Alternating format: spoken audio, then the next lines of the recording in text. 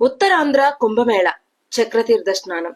కుంభమేళ అనగానే మనకు గుర్తొచ్చేది ప్రయాగ లేదా హరిద్వార్. కానీ మన తెలుగు గడ్డ మీద, అందులోనూ మన ఉత్తరాంధ్రలో జరిగే కుంభమేళా గురించి మీకు తెలుసా? అవును, ఇది సామాన్య జనవాహిని కాదు, ఇది శివనామ సునామీ. శ్రీకాకుళం జిల్లా శ్రీముఖలింగంలో జరిగే చక్రతీర్థ స్నాన మహోత్సవం. మహాశివరాత్రి జాగారం తర్వాతి మూడో రోజు ఆకాశం నుంచి గంగ దిగివచ్చిందా అన్నట్టు లక్షలాది మంది భక్తులు వంశధార ఒడిలో పరవశించిపోతారు.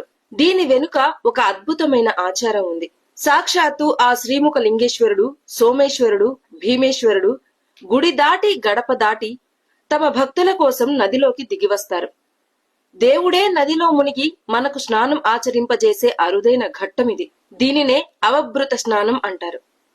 ఒడిశా కొండల నుంచి ఎన్నో అటవీ ప్రాంతాల మీదుగా ప్రవహించే వంశధార ఎన్నో ఔషధ గుణాలను, వనమూలికల సారాన్ని తనలో కలుపుకుని వస్తుంది. ఆ పవిత్ర జలాల్లో దైవశక్తి తోడైతే అదే చక్రతీర్థం. ఇక్కడ ఒక్క మునక వేస్తే చాలు, చర్మ వ్యాధులు మాయమవుతాయని, చేసిన పాపాలు ప్రక్షాళన అవుతాయని, మనసుకు ప్రశాంతత దొరుకుతుందని ఇక్కడి ప్రజల ప్రగాఢ విశ్వాసం. ఇది కేవలం జాతర కాదు, ఇది ఉత్తరాంధ్ర ప్రజల భావోద్వేగం. కులమతాలకు అతీతంగా ఊరు వాడ ఏకమై జరుపుకునే పండగ. మీరెప్పుడైనా ఈ జన ప్రవాహంలో ఆ శివయ్య సన్నిధిలో పుణ్యస్నానం ఆచరించారా? లేకపోతే ఈ శివరాత్రికి సిద్ధం కండి.